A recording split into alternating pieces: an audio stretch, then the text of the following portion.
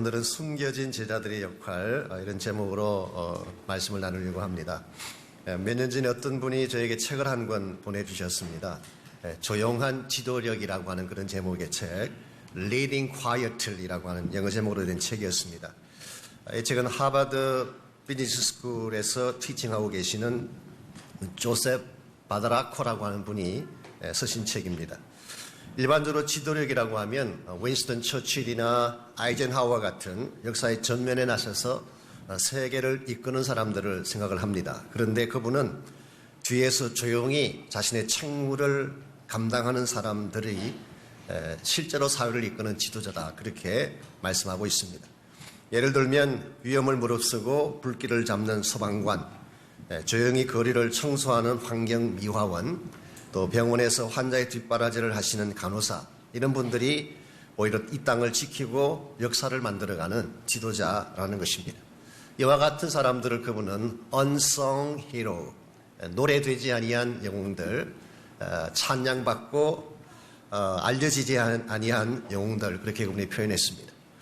화려한 영웅주의를 지향하는 이 시대에, 그것도 하버드 대학의 경영학 교수가 이런 책을 썼다는 사실 자체가 그 당시 저에게는 굉장한 신선한 도전이 됐습니다만은, 저는 하나님의 교회도 동일한 지도력이 필요하다고 생각을 합니다. 물론 무대 전면에 나서서 화려한 조명을 받는 사람들도 필요하겠지만, 무대 뒤에서 조용하게 자신에게 주어진 책무를 다 감당함으로써 하나님 나라를 세워나가는 숨은 일꾼들, 예수님과 같은 사람들을 통해서 지금도 일하고 계시고 하나님의 꿈과 비전을 이루어가고 계십니다. 비근한 예로 저희 교회만 보더라도 이 앞에 나서서 예배를 인도하고 또 지도하는 이와 같은 위치에 있는 사람들도 있지만, 사실은 아래층에서, 선데스쿨 룸에서, 부엌에서, 파킹장에서, 아니면 남들이 알지 못하는 교회 구석에서 사역하고 계시는 unsung 히로들이 저희 교회 안에도 많이 존재하고 있습니다. 오늘 세상 사람들은 명성을 추구하고 높은 지위를 추구하지만, 우리는 우리의 맡겨진 위치에서 하나님의 뜻을 순종하는 것을 배워야 합니다. 이렇게 할 때 우리가 참된 주님의 제자가 되고, 또 주님께서 저희들을 통해서 이루실 하나님 나라의 사역의 열매도 극대화되게 됩니다. 어떻게 하면 저희들이 참 예수님의 제자가 되어서 주님이 꼭 필요로 하실 때 쓰임받는, 하나님이 꼭 필요로 하는 곳에 부름받고 그곳에서 사명을 감당할 수 있는 숨겨진 주님의 제자가 될 수가 있을까? 오늘 주신 본문의 말씀을 통해서 이것을 함께 정리하면서 은혜를 나누려고 합니다. 오늘 읽은 본문에 보시면은 예수님께서 십자가 처형을 당하신 직후에 예수님의 시신을 수습했던 두 명이 소개가 되고 있습니다. 한 사람은 아리마대 요셉이라고 하는 분이고, 또 한 사람은 니고데모라고 하는 사람이었습니다. 38절을 먼저 보시면 아리마대 요셉이 이렇게 소개되어 있습니다. 아리마대 사람 요셉은 예수의 제자이나 유대인이 두려워 그것을 숨기더니 2일 후에 빌라도에게 예수의 시체를 가져가기를 구하며 빌라도가 허락하는지라 이에 가서 예수의 시체를 가져가니라. 여기에 소개된 요셉은 아리마대 사람 요셉, 이것은 바로 그의 출신 지역을 의미하는 것입니다. 성경학자들에 따라서 조금 다양한 의견이 있긴 하지만 보편적으로는 이 지역이 사무엘 선지자의 고향이 아닌가, 그렇게 이야기합니다. 라마다임과 아리마대가 어근이 유사하기 때문이라고 합니다.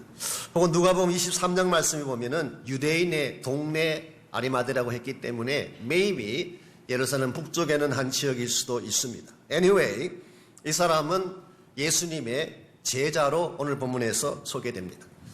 이 앞쪽에서는 한 번도 소개되지 아니했던 제자, 그리고 19장에 와서 처음으로 예수의 제자로 소개되고 있기 때문에 우리는 이 사람을 숨겨진 제자라고 부릅니다. 아신 대로 예수님에게는 12제자가 있지 않았습니까? 그 12명의 제자는 누구나 아는 알려진 제자들. 3년 동안 주님과 함께 다니면서 사역도 함께하고 또 사람들도 접촉했던 잘 알려진 12명의 제자들. 이와 같은 12명에 비교해 볼 때 오늘 본문에 등장하는 요셉은 그동안 사람들에게 알려지지 아니했던, 누구도 알아주지 아니했던 숨겨진 제자라고 부를 수가 있겠습니다. 그럼에도 불구하고 잘 알려진 12명의 제자 가운데 어느 누구도 행하지 못했던 일을 아리마대 요셉이 담당을 하고 있습니다. 즉 빌라도를 찾아가서 십자가에 달려있는 주님의 시신을 요청한 것입니다. 아무도 찾지 않던 시체였습니다. 여러분 아시는 대로 그 당시 로마 사람들은 십자가 처형을 한 후에 이 시신을 그냥 달아 놓기를 원했습니다. 그렇게 함으로써 새들이 와서 이렇게 먹기도 하고 지나가는 사람들이 공포심을 느낄 수 있도록 이 전시 효과를 노리기 위해서 의도적으로 십자가에 달린 시체를 내리지 않지만 유대인들의 경우는 그렇지 않습니다. 그 다음 날이 명절이었기 때문에 시신을 내리기를 원했죠. 그런데 문제는 아무도 이 예수님의 시체를 요구하는 자가 없었다는 것입니다. 그것도 그럴 것이 그 당시 예수님의 시체는 흉측했습니다. 채찍을 맞아서 온몸이 찢어지고 피투성이가 되어 있고 갈기갈기 처참하게 찢어져 있는 그런 시신이었기 때문에 누구도 예수님의 시신을 원치 않았던 이런 시점인데 아리마대 요셉이 빌라도에게 요청을 하고 주님의 시신을 십자가에서 내린 후에 오늘 본문에는 기록되어 있지 않지만 누가복음을 읽어보게 되면 시신을 깨끗하게 씻기시고 그리고 세마포를 입혀섭니다. 유대인들은 세마포를 입히기 전에 반드시 시신을 깨끗하게 청결하게 씻습니다. 아마도 시신은 씻는 그 과정에서 아리마대 요셉의 마음속에 여러 가지 많은 생각들이 오갔을 것입니다. 처참하게 된 피투성이가 된 찢어진 그 시신을 다 씻긴 후에 세마포로 깨끗하게 입히고 그리고 41절 말씀 보시면은 그동안 어느 누구도 사용한 적이 없는 새 무덤을 예수님에게 드려서 그곳에 안장을 하게 했습니다. 여기서 새 무덤이라고 하는 것이 어떤 무덤을 의미할까요? 새 무덤의 반대말은 헌 무덤 그렇게 할 수가 있겠죠. 그럼 과연 무덤도 used tomb, 사용했던 그런 무덤이 따로 있고 새 무덤이 따로 있을까요? 그런 의미보다는 오늘 본문에서 새 무덤이 강조하는 것은 누구도 쉐어하지 아니한 누구도 사용해 본 적이 없는 무덤을 의미합니다. 그 당시 유대인들은 무덤을 주로 동굴을 만들고 그 안에 시신을 안치를 했습니다. 그러다 보니까 한 명만 안치하는 것이 아니라 여러 명의 시신을 함께 넣었어요. 그래서 구약 성경에 보면은 아브라함이 막벨라 굴을 구입하지 않습니까? 그러고 나서 자기 아내도 거기에 안치를 하고 본인의 시신도 거기에 묻고 나중에 그의 아들 이삭과 야곱의 시신도 거기에 안치한 것을 볼 수가 있습니다. 그러므로 오늘 본문에서 새 무덤이라고 하는 것은 다른 어떤 시신도 넣지 아니한 오직 예수님 한 분의 시신만 모신 무덤이라 그런 뜻입니다. 여러분 이것은 하나님의 구속 역사에 있어서 굉장히 중요한 의미를 담고 있습니다. 첫째 의미는 바로 이것이 구속 역사의 클라이맥스라고 할 수 있는 부활의 현장이 된 것입니다. 아마도 아리마대 요셉은 자기 본인이 사용하려고 이 무덤을 구입했을 가능성이 있죠. 그리고 자기 가족들을 묻으려고 무덤을 구입했을 가능성이 있습니다만은 아리마대 요셉이나 그 가족을 여기에 묻었더라면은 썩은 시신을 담은 장소로 끝났을 것인데 이것을 예수님을 위해 내어드렸더니 구속사의 가장 찬란한 영광인 부활의 장소가 된 것입니다. 두 번째 의미는 이 무덤이야말로 예수님의 부활을 증거하는 결정적인 단서가 됩니다. 예컨대 많은 시체들이 있는 가운데에 주님의 시신도 같이 있었더라면 주님이 부활하셨을지라도 아마 사람들이 이렇게 반문할 수가 있습니다. 그 많은 시신 가운데 누가 일어났는지 알 수가 있느냐. 예수님께서 부활하셨을 때의 모습은 그 이전과 조금 달랐습니다. 그래서 제자들도 처음에 알아보지 못했어요. 막달라 마리아도 처음 주님 만났을 때 알아보지 못했어요. 그러므로 얼마든지 그렇게 주장할 수가 있죠. 수많은 시신 가운데 하나가 일어났는데 그게 꼭 예수의 것이라는 것을 어떻게 확정할 수가 있느냐. 더구나 반대자들의 입장에서 본다면 얼마든지 빌미를 잡아서 예수님의 부활을 부인하는 데 사용할 수가 있었을 것입니다. 그런데 이 무덤은 다른 누구의 시신도 없이 오직 한 분 예수님만 계신 시신이었기 때문에 이와 같은 반정을 막은 것입니다. 이것은 예수님의 제자들도 알고 있었고 심지어는 적들도 알고 있었습니다. 그래서 기록에 보게 되면 바로 그 앞에 혹시 예수님이 부활해도 나오지 못하도록 큰 돌로 막고 군사를 동원해서 지키게 하지 않았습니까? 이와 같은 상태에서 주어진 무덤이기 때문에 만약 여기에서 누가 살아서 나온다면 그분은 예수님 외에는 다른 분일 수가 없습니다. 그래서 이 무덤은 결과적으로 부인할 수 없는 부활의 결정적 단서가 된 것입니다. 이와 같이 구속 역사의 가장 찬란한 영광인 부활의 현장을 제공하고 그리고 예수님의 부활을 증거할 수 있는 결정적 단서를 만들었던 이 새 무덤이 누구에 의해서 주어진 것입니까? 아리마대 요셉의 손에 의해서 주어졌다는 것입니다. 이것은 굉장히 중요한 사건이고 아리마대 요셉으로서는 이루 말로 다 표현할 수 없는 큰 영광의 사건입니다.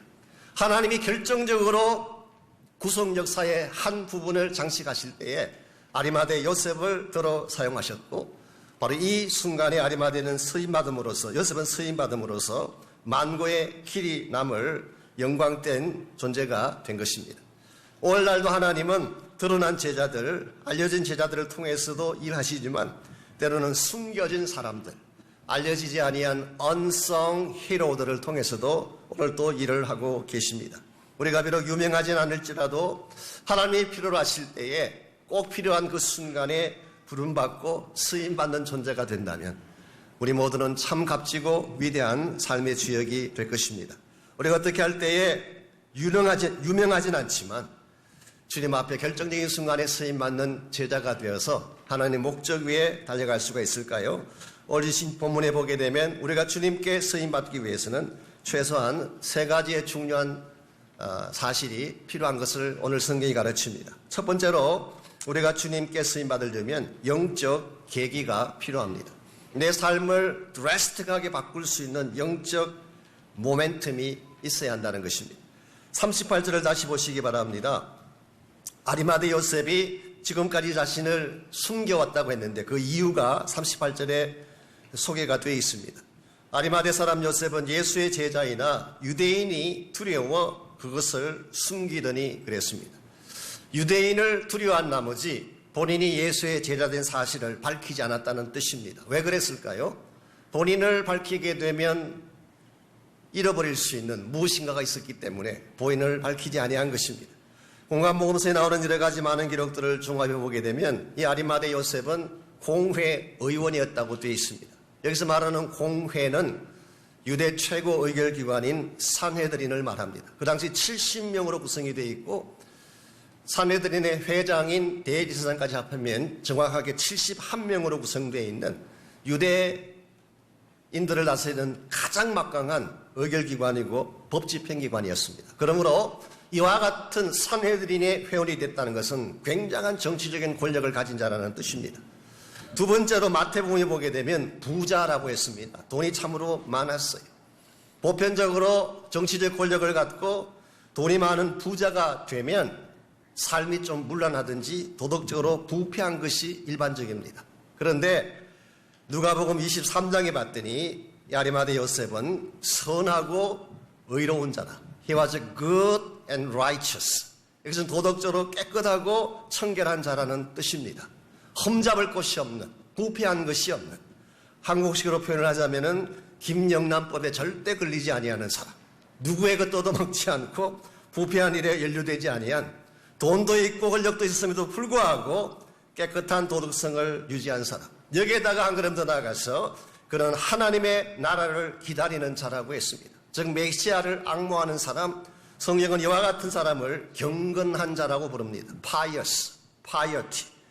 이와 같이 공의 의인이라는 지위도 가지고 있고 부자라고 하는 물질도 소유하고 있고 수많은 사람들에게 존경받고 또 수많은 사람들에게 인정받는 위치에 있는 사람이었기 때문에 이와 같은 모든 것들을 잃어버리면은 굉장히 그에게는 손실이 큰 것입니다.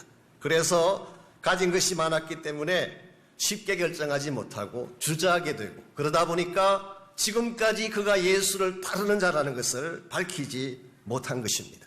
그랬던 아리마대 요셉이 왜 오늘 본문에 와서 빌라도를 찾아가서 공개적으로 예수님의 시신을 요구했을까요? 예수님의 시신을 요구했다는 이 말은 공개적으로 자신을 밝히는 행위입니다. 나는 예수를 따르는 제자라는 것을 공개하는 것입니다. 도대체 무엇이 지금까지 숨기며 살아왔던 아리마대 요셉으로 하여금 이와 같이 자신을 공개하고 밝히게 만들었을까요? 여러분 38절을 보면은 짧은 한 단어이지만 이 중요한 계기를 만들었던 것을 암시해주는 단어가 하나 나옵니다. 유대인이 두려워 그것을 숨기더니 이 일 후에 그랬어요. 여기서 말하는 이 일이 어떤 사건을 의미하는 것일까요? 이것은 바로 예수님이 십자가에 처형당하신 그 사건을 말하는 것입니다. 즉 예수님이 십자가에 처형당해 죽으시는 장면을 목격한 후 그의 심령 가운데 큰 변화가 일어난 것입니다. 아신 대로 아리마대 요셉은 예수의 제자였기 때문에 물론 그건 개성이지만 그는 평소에 주님의 말씀을 많이 들었을 것입니다. 예수님께서 산상부원을 말씀하실 때 그 주옥 같은 말씀들을 군중들 사이에 들어가서 들었을 가능성이 많습니다. 하나님 나라의 비유를 풀어주시고 비유의 말씀을 할 때도 그런 분명히 들었을 가능성이 있습니다. 안식일 논쟁을 하고 율법에 대해서 디스커션 할 때도 어디선가 들었을 가능성이 있습니다. 예수님께서 하시는 수많은 말씀을 듣는 중에 그들은 마음속에 굉장한 신선한 충격을 받습니다. 야, 이렇게까지 깊고 심오하고 이와 같은 인사이트를 가진 분이 과연 존재할까? 그동안 내가 수많은 사람들에게 말씀을 들어보았지만 예수님 같은 말씀은 들어본 적이 없어. 그래서 그는 마음속에 이 예수를 따르기로 결정한 것입니다. 뿐만 아니라 아리마대 요셉은 예수님이 행하시는 기적의 현장에도 있었다고 생각합니다. 수많은 기적들을 행하실 때마다 그는 보았어요. 정말 안진매가 일어나고 소경이 눈을 뜨고 병자들이 치유받고 굉장한 기적의 현장들을 그는 보았습니다. 하나님의 말씀도 중요하고 지금 소개해드린 것처럼 굉장한 기적도 중요하지만 말씀과 기적만으로 그의 심령 속에는 변화가 일어나지 않았어요. 그랬는데 예수님이 십자가상에서 처형당하시는 그 장면을 보면서 그의 심령 가운데에 드라스틱한 체인지가 일어난 것입니다. 그런 예수님이 십자가에 달리시는 모든 과정을 다 보았어요.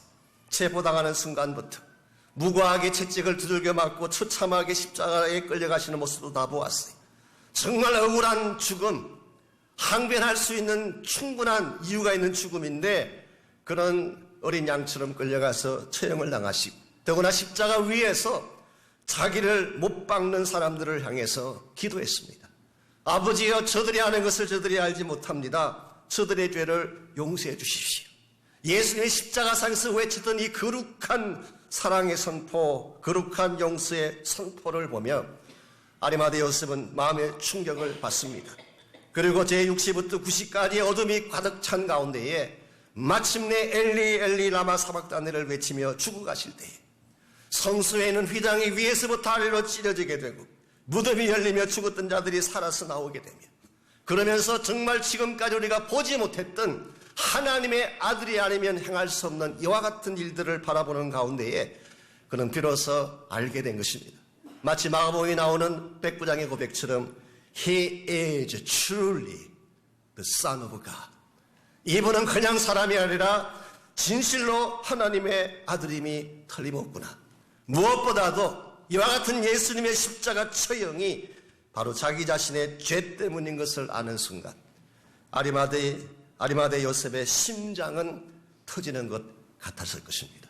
여기에서 아리마대 요셉은 변화한 것입니다. 사랑하는 형제자매 여러분, 우리가 진정한 변화를 경험하는 것은 어떤 사건이나 굉장한 기적 때문이 아닙니다. 어떤 분들은 기적을 보여주면 변하지 않을까 이야기하지만 물론 변할 수도 있죠. 그러나 기적 때문에 변화된 신앙은 오래가지 않습니다. 기적을 본 그 순간뿐이에요. 뿐만 아니라 기적 때문에 갖게 된 믿음은 또 다른 기적을 보여줘야 돼요. 마치 약을 취하면 점점 약효가 떨어지는 것처럼 처음에 웬만한 기적 앞에 감동했는데 시간이 흐를수록 더 강한 기적을 봐야 돼요. 그러다가 하나님이 10번 기적을 행하시다가 한 번 딱 스킵하면 하나님 버리고 돌아갑니다. 그러므로 기적이라고 하는 것이 필요하긴 하지만 또 어떤 사건이라고 하는 것이 필요하긴 하지만 그것만으로 변화가 일어나지 않습니다. 십자가를 경험해야 돼요. 나를 향하신 주님의 사랑을 경험해야 됩니다. 나 때문에 죽으신 십자가 현장에 내 가슴 속에 다가올 때에 그때 비로소 내 삶이 바뀌어지게 되고 그 사랑을 알게 되는 순간 그 뭣도 막을 수 없는 그러한 결단으로 주님을 향해 나가게 되는 것입니다. 오늘 여러분이 정말 참된 예수의 제자가 되기를 원한다면 이 십자가 사랑 앞에 나오셔야 됩니다. 그리고 주님을 만났던 그 감격의 날, 주님 만났을 때 흘렸던 감격의 눈물을 잊어서는 안 됩니다. 제 개인의 경우를 보더라도 저도 중학교, 고등학교 때 진짜 열심히 교회 나갔어요. 제가 BSPC 라이프 때 소개하는 것처럼 진짜 안식일 지키고 주일이죠. 주일 지키고 토요일 12시 되면 공부 멈추고 주일 12시 지나야지 공부하고 진짜 그랬어요. 그래서 저는 참 예수 잘 믿는 줄 알았어요. 학생회장도 하고 전도도 많이 하고 토요일이면 교회 가서 살다시피 하고 주보 다 만들고 다 했었어요. 저는 그게 예수 믿는 건 줄 알았어요. 그러다가 제가 1971년도에 대전에서 열린 CCC 집회, 충무체육관에서 모이는 집회에 참석했다가 내가 처음으로 알았어요. 하나님이 나를 사랑하신다는 걸. 듣긴 했지만 깨닫지 못했었어요. 로마서 5장 8절 말씀을 가지고 설교하실 때 하나님이 나를 사랑하시는구나. 자, 그 사랑을 아는 순간 깨어졌어요. 집회가 끝나고 다 돌아간 후에도 2시간 동안 제가 그 자리에 남아서 울며 통곡하며 회개하고 하나님 앞에 제 자신을 드렸던 기억이 있습니다. 그리고 정확하게 10년 후에 하나님이 저를 신학교 가게 하셨어요. 여러분들이 예수를 만나야지, 십자가를 경험해야지 변화를 경험할 수가 있습니다. 여러분이 아무리 오랫동안 교회를 다니시고 수많은 일들, 수많은 사역을 하셔도 그것만으로 충분하지 않습니다. 날 위해 흘리신 십자가 보혈을 경험해야 돼요. 두 번째로 우리가 참 예수의 제자로 쓰임받기를 원한다면 영적 용기가 필요합니다. 용기가 있어야지 주님 앞에 나를 드릴 수가 있습니다. 오늘 본문에서 아리마대 요셉이 빌라도를 찾아가서 예수님의 시신을 수습했다고 했는데요. 사실 그것은 굉장히 위험한 행동이었습니다. 왜냐하면 이 행동 하나로 그가 지금까지 쌓아왔던 모든 것을 날려버릴 수 있었기 때문에. 아리마대 요셉은 산헤드린 회원이었잖아요. 그런데 예수님을 십자가에 처형하도록 결정한 기관이 어디였나요? 산헤드린이었습니다. 그러므로 그 회원인 본인이 산헤드린이 결정한 예수님의 시신을 본인이 가져가게 된다면 당연히 그가 가졌던 산헤드린의 회원권은 박탈당할 것입니다. 왜냐하니까 그들 입장에서 볼 때는 배신했잖아요. 반대당으로 간 케이스잖아요. 뿐만 아니라 나중에 예수님이 성천하고 떠나신 후에 그는 예루살렘에 스테이해야 되는데 얼마나 많은 비난과 공격을 받았겠어요.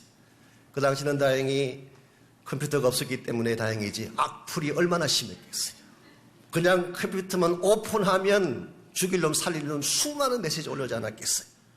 자기의 지위, 자기 재산 다 빼앗기고 어쩌면 출교까지 당할 수 있는 이와 같은 위험이 기다리는 액션인데 왜 아리마대는 이것을 알고도 본인을 이와 같이 표현하는 행동을 취했을까요? 아니, 한 걸음 더 나아가서 같은 당으로 지목되면 처형당할까 두려워서 베드로는 도망쳤잖아요. 베드로가 왜 마지막 주님 잡히시는 날 밤에 주님 부인했는지 아시죠? 계집종이 와서 너 당신 예수와 같은 파 아니냐 그랬을 때에 부인했어요. 내가 혹시라도 예수와 같은 당이라는 것이 알려지게 되면 내가 체포당하고 불이익을 당할까 봐 베드로는 도망치고 그 잘난 다른 제자들도 다 도망쳐버린 그 마당에 왜 요셉은 오히려 그들이 버리고 떠난 이 시신을 수습하고 이 위험한 액션을 취한 것일까요? 이유는 딱 한 가지입니다. 자기의 모든 것을 걸어도 아깝지 아니할 가치가 있었기 때문이에요. 나의 모든 것을 다 빼앗기고 나의 권리를 다 빼앗기고 심지어 나의 생명까지 잃어버린다고 할지라도 아깝지 아니할 예수님이기 때문에. 오늘 여러분들이 참된 용기를 가지려면 예수님이 어떤 분인가를 알아야 돼요. 내 인생에 얼마나 소중한 분인가를 알 때에 진정한 용기를 가질 수가 있습니다. 빌립보서 3장 8절에 보면은 사도 바울의 고백이 기록되어 있죠. 바울의 말로 자랑할 것이 참 많지 않았습니까? 그는 바리새인이었습니다. 자기 아버지도 바리새인이었어요. 로마 시민권자였습니다. 자기 아버지도 로마 시민권자였어요. 정말 갑부 중에 갑부였습니다. 가말리엘 문화에서 공부했습니다. 히브리인 중에 히브리인이었어요. 그 말은 그가 히브리 말을 유창하게 한다는 뜻입니다. 이스라엘 백성이요, 베냐민 지파요, 난지 8일 만에 할례를 받은 순수한 이스라엘 혈통을 자랑했습니다. 율법에 있어서는 누구도 따라오지 못할 만큼 율법의 대가였어요. 엄청나게 많은 자랑거리를 가졌던 것이 바울이지만 그는 빌립보서 3장 8절에서 이 모든 것을 배설물같이 여긴다고 했어요. 그야말로 쓰레기같이 똥같이 버린다는 것입니다. 이유가 뭐라고요? 그리스도를 얻고 그 안에서 발견되려 함이니라. 그만큼 예수님이 같이 있었기 때문에. 여러분의 마음 가운데에 예수님이 어떤 분인가가 분명하지 아니하면 여러분은 절대로 바른 차원의 용기를 가질 수가 없습니다. 예수님이 누군지를 알아야 돼요. 그리고 그분의 뜻이 무엇인지를 바로 알 때 우리가 올바른 차원의 용기를 갖게 되고 그리고 성령 안에서 참 주님이 분부하고 말씀하신 그 사역을 위해 내 인생을 드리게 되는 것입니다. 초대교회 성도들을 보게 되면 사실 그들 가운데에 갖춘 사람 많지 않았어요. 대다수가 먼 거리에서 다 이렇게 여행 왔던 사람들, 각양각지에서 몰려왔던 사람들, 그러다 보니까 돈 없는 사람들이었어요. 제자들이라고 해봐야 다 갈릴리 출신들, 촌사람들이었어요. 그들 가운데 엘리트 그룹 없었어요. 그럼에도 불구하고 그들은 가는 곳곳마다 예수 그리스도를 전파했어요. 누구도 그들을 막지 못했어요. 하나님이 우리에게 말씀하신 것 우리가 전하지 않을 수가 없다. 우리는 보고 들은 것을 말하지 아니할 수가 없다. 너희들의 핍박, 협박 가하지만 우리가 하나님 말씀 듣는 것과 너희들의 말 듣는 것 어느 것이 중요한지 판단하라. 그리고 그들은 세상을 뒤집어 놓았어요. 무엇이 그들에게 그런 용기를 준 것일까요? 바로 예수 그리스도 때문입니다. 예수 그리스도와 함께 그분의 이름으로 오신 성령 때문에. 여러분이 이러한 용기를 가져야지 여러분이 참 해야 될 일을 할 수가 있습니다. 목숨 걸고 여러분 인생을 다 걸고도 중요한 사역에 뛰어들 수가 있는 것입니다. 오늘 많은 사람들이 내가 왜 해야 되는지도 확인하지 아니한 채 그냥 뛰어드는 사람들. 이걸 우리는 용기라고 부르지 않고 객기라고 부릅니다. 이것은 위험합니다. 언젠가 제가 목자 수련회 때 잠깐 소개해드렸던 이야기인데요. 미국의 어느 시골 농장 축사에 불이 났습니다. 그냥 두면 농장 전체가 다 불타는 것입니다. 그래서 소방서에 연락을 했더니 몇 대의 파이어 트럭이 도착을 했습니다. 그런데 불이 너무 맹렬하기 때문에 어느 누구도 불 속에 뛰어들지를 못합니다. 그때 한 대 트럭이 불타는 축사를 향해서 돌진해 갔어요. 다른 모든 트럭들은 다 스탑해 있는데 유일하게 한 대 트럭이 축사 안으로 돌진해 갔습니다. 그리고 트럭에서 소방수가 내리더니 온 사방에 필사적으로 물 펌프를 하기 시작을 해서 가까스로 불을 다 진화시켰어요. 이것을 지켜본 농장 주인이 너무 그 용맹함에 감동을 받아서 그 자리에서 체크를 꺼내서 천불을 끊어주었습니다. 그리고 물었어요. 이 돈으로 뭘 할 겁니까? 물었더니 그 트럭 운전사가 일단 고장난 브레이크부터 고치겠습니다. 그리고 이분은 용감해서 뛰어든 게 아니었어요. 브레이크가 고장날 살 수 없이 뛰어들어가는 케이스. 뛰어들어가 보니까 살아야 되니까 혼신의 힘으로 물펌프를 한 것입니다. 이것을 우리는 용기라고 부르지 않습니다. 이 무모한 객기죠. 여러분들이 정말 무엇인가 뛰어들기를 원한다면 예수가 누군지를 알아야 돼요. 그리고 그분께서 나에게 부르시는 사명이 분명히 있어야 돼요. 그 뜻을 정하고 하나님의 부르심을 향하여 뛰어들게 될 때에 여러분은 물불 가리지 아니하는 하나님의 뜻을 위해서는 전심을 다 쏟을 수 있는 참 제자가 되는 것입니다. 이런 의미에서 우리가 참된 예수의 제자가 되어 쓰임 받는다고 하는 것은 1차적으로는 십자가 보혈을 경험하는 계기가 있어야 돼요. 두 번째는 주님 때문에 뛰어들어갈 수 있는 용기가 우리에게 필요합니다. 마지막 세 번째로 필요한 것이 영적 헌신입니다. 여기서 말하는 헌신은 나의 소중한 것을 드린다라고 하는 뜻입니다. 우리가 지금 본문 속에 나오는 아리마대 요셉에 대해서만 주로 공부를 했지만 39절에 보게 되면 또 한 명이 나옵니다. 이분도 알려지지 아니했던 숨겨진 제자입니다. 니고데모라고 하는 사람이 39절 일찍이 예수께 밤에 찾아왔던 니고데모도 모략과 침향 섞은 것을 100리터라쯤 가지고 온지라. 아마도 아리마대 요셉이 용기 있게 자신을 커밍아웃 시키는 공개하는 것을 보고 그 용기가 또 다른 사람에게 용기를 준 것 같습니다. 그래서 니고데모 자신도 일찍이 주님을 찾아가서 만나긴 했지만 그리고 maybe 그때부터 예수님을 따르는 제자가 되긴 했지만 니고데모 본인도 공회원이었기 때문에 그리고 니고데모 본인도 덕망이 높은 랍비였기 때문에 자신을 공개하지 못했어요. 그래서 오늘 본문에 나오는 조 앤 닉, 조셉과 니코데모스라는 말이 사실 니클라우스라는 말과 어원이 같습니다. 니크라는 말이 빅토리라는 뜻이에요. 데모스라는 말은 피플이라는 뜻이고 니클라우스라고 하면 라오스도 역시 피플이에요. 그래서 독일 사람들 이름 중에 잭 니콜라우스 모르시나요? 네, 그런 분이 있어요. 유명한 분입니다. 그래서 오늘 본문 속에 나오는 이 두 사람은 조 앤 닉, 이 두 분인데요. 이 두 사람의 케이스를 통해서 우리는 다시 한번 그 제자 훈련이 뭔가 What is discipleship? 여기에 대한 것을 조금 더 극명하게 정리해 볼 수가 있습니다. 첫째로 discipleship is relational, 관계적입니다. 예수님이 누군가를 알고 만나야 돼요. 십자가를 경험해야 됩니다. 그러므로 여러분이 정말 제자 훈련에 들어가려면 먼저 예수님을 만나고 들어가셔야 돼요. 주님 만나지 못한 자가, 거듭나지 못한 자가, 구원받지 못한 자가 제자 훈련에 들어가는 것은 meaningless. 그냥 껍데기만 배우는 것입니다. maybe 지식만 얻어가지고 돌아가는 거예요. 제일 중요한 첫 단계는 예수님을 만나는 것입니다. relational. 두 번째로 discipleship is gradual. 이것은 서서히 일어나는 것입니다.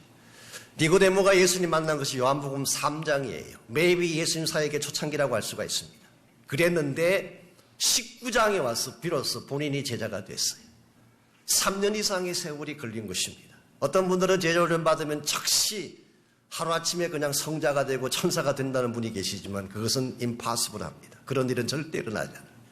gradually. 하나씩 천천히. 그리고 세 번째로 discipleship is practical. 실천적입니다. 제자 훈련은 이론이 아니에요. 제자 훈련은 많은 지식을 습득하는 것이 아니라 실천하는 것입니다. practical. 그래서 오늘 본문에 보게 되면 이 니고데모가 참 예수의 제자가 되었다는 증거로서 그런 예수님께 굉장히 소중한 것을 바칩니다. 그것은 바로 몰약과 침향 섞은 것 약 100리터. 옛날 성경에는 100건이라고 했어요. 그게 더 훨씬 더 이해가 쉽습니다. 100건. 우리식으로 영어 번역에는 100파운드라고 했어요. anyway 그것은 굉장한 양입니다. 몰약이라고 하는 것은 몰, 침향은 알로에. 이 둘은 다 시신을 처리할 때, 방부제로 처리할 때 사용하는 소중한 것입니다. 니고데모가 100건에 해당하는 100파운드에 해당하는 몰 앤 알로에를 가져온 것은 한 사람의 유대인을 장사하려고 준비한 것이 아닙니다. 한 사람이 유대인에게 먹고 많은 양이 필요 없어요. 이 정도의 양을 준비하는 경우는 딱 한 가지입니다. 왕을 장례할 때 왕의 장례식에 들어가는 양이에요. 그러므로 니고데모가 이 사실을 알고 했는지 모르겠는지는 모르지만 니고데모는 왕의 장례를 준비한 것입니다. 100건의 몰약과 침향을 준비해서 그분에게 드렸어요. 굉장한 값비싼 것입니다. 한 가지 흥미로운 사실은 예수님께서 탄생하셨을 때도 동방에서 온 박사들이 예물을 가지고 왔습니다. 세 가지 예물을 가지고 왔죠. 황금과 유향과 이게 바로 향입니다. 오늘 본문에 나옵니다. 세 번째가 몰약이에요. 이것은 왕 대신 예수님을 장례하는 데 쓰기 위한 물품으로 가져왔는데 이제 주님이 돌아가신 후에 니고데모가 또다시 똑같은 예물을 가지고 왔어요. 그리고 왕께 올려드리듯이 이 귀한 예물을 바친 것입니다. 저는 이것이 예배라고 생각합니다. 예배는 여러분이 서다 남은 것을 드리는 게 아니에요. 정말 시간이 너무 남고 남아서 너무 할 일이 없으니까 예배라도 드리자. 이건 예배가 아니에요. 물질이 너무너무 많이 남는데 쓸 데가 없는데 이거라도 남으니까 드리자. 이건 헌금 아니에요. 여러분 인생 가운데 정말 할 일이 너무 없어서 선교 가고 시간이 너무 많이 남아서 성경 공부하고 이것은 예배가 아니에요. 참으로 소중한 것, 내가 가장 귀하게 여기는 것, 이것을 가장 존귀한 분이신 주님께 올려드리는 것이 예배예요. 이게 제자의 삶입니다. 참된 제자는 드릴 줄 아는 자예요. 내가 소중하게 생각하는 것을 나의 왕 되신 예수님 앞에 마음껏 드릴 수 있는 사람. 이와 같은 드림과 헌신이 있을 때에 하나님 여러분을 통해서 더 위대한 하나님 나라의 사역을 이루어 가시는 것입니다. 오늘 여러분들 가운데 여러분이 세상에는 얼마나 많은 것들을 투자하고 계세요. 수많은 시간들, 수많은 물질들, 수많은 에너지를 세상적인 일에는 투자하면서도 예수 그리스도를 위해서 과연 무엇을 투자하셨는지요. 여러분과 제가 진실로 주님을 따르는 제자가 되려면 가장 소중한 것을 주님께 드릴 수 있어야 돼요. 오늘 이 시대에 제자라는 이름을 가진 사람들은 너무나 많습니다. 교회들마다 제자 훈련을 하잖아요. 저희 교회도 수많은 제자 이름을 가진 분들이 계세요. 그러나 주님이 가장 필요로 하실 때에 주님을 위해 쓰임받을 수 있는 제자는 과히 많지 않습니다. 저는 이 시간 여러분 한 분 한 분이 그런 제자가 되었으면 좋겠어요. 그냥 멀찍이 따라가다 멈추는 제자가 아니라 주님이 가장 필요로 하는 그 현장에 내가 직접 나아가서 우리 지난 수요일 우리가 새벽 기도를 했던 것처럼 돌맞을 각오하고 죽을 각오하고 예수님 때문에 복음도 전가하고 하나님 나라도 전가할 때에 그때 복음의 문도 열리고 하나님 나라의 비전도 이루어지는 것입니다. 여러분들 어떤 제자가 되기를 원하세요? 세상 사람들에게 박수받고 명성 높아지고 화려한 지위를 가진 그런 제자를 원하시는지, 아니면 알려지지 않았지만 숨겨졌지만 unsung hero, unlikely hero, 기대하지 않든 그러나 가장 소중하게 쓰임받는 제자, 그런 제자가 꼭 되시기를 바랍니다.